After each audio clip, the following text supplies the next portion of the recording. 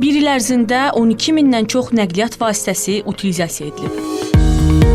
Təmiz Şəhər Açıq Səhmdar Cəmiyyətinin nəqliyyat vasitələrinin utilizasiya şöbəsinin müdiri Mirzə Laçınov deyir ki, vətəndaşların bu prosesə marağı çoxalır. Hal-hazırda 12.936 ədəd nəqliyyat vasitəsi utilizasiyaya təhvil verilibdir. Hazırda ödənilmiş məbləğ bir dəfəlik ödənişlər istiqamətində 850 min manat civarındadır. Maraq da təbii ki, getdikcə yüksəlir və müraciətlərin gündəlik sayında da artıq 2-3 dəfəyə yaxın artım müşahidə olunur. O da bildirildi ki, bugünə qədər utilizasiya edilmiş nəqliyyat vasitələrinin təsdiq edici sənədləri əsasında vətəndaşlar 644 ədəd yerli istehsal yeni nəqliyyat vasitəsini güzəştdə əldə ediblər.